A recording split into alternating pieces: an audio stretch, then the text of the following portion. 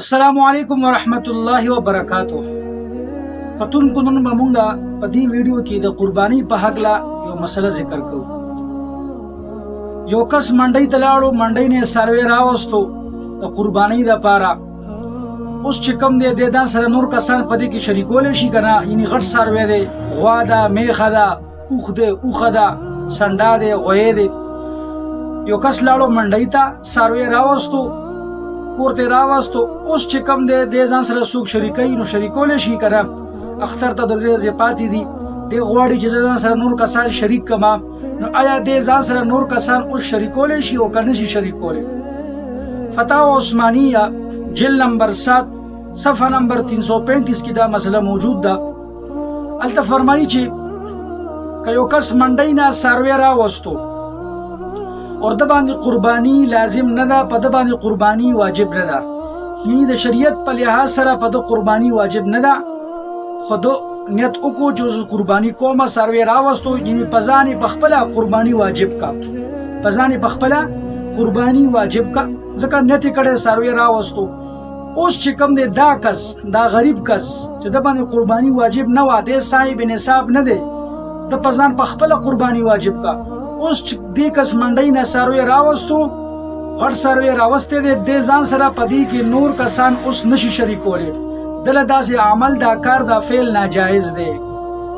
فتاوا عثمانیه کې دا خبره موجود ده. بهرحال کچرې اوس بل صورت ذکر کوو. کچرې منډۍ نه یو کس څاروی راوستو، خو چا چې راوستی دی هغه صاحب نصاب دی، د شریعت په لحاظ سره په هغه قرباني واجب ده. شریعت چې کوم دی لحاظ باندې قرباني هغه باندې ځکه واجب ده چې هغه سره نصاب موجود دی. د منډۍ نه څاروی راوستو نو دا مالدار کس چې په چا قرباني واجب ده، اوس د ځان سره بل کس په دې کې شریکولی شي او که نه.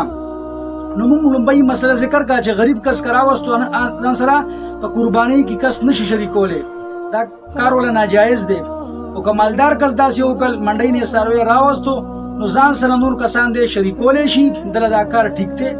خو لږ فقها فرمایي که چرې د مالدار کس د څاروي ایشتو په ټایم کې خرید نه کې وقت، یعنی د څاروي ایشتو څه ټایم چې څاروی ایشتو هغه وخت کې د دا نیت کړی چې زه به ځان سره کسان شریکوم، او بیا وروستو کسان یې شریک کړل، نو دا عمل ښه خبره ده، بهتر طریقه ده، ځان سره شریکولی شي.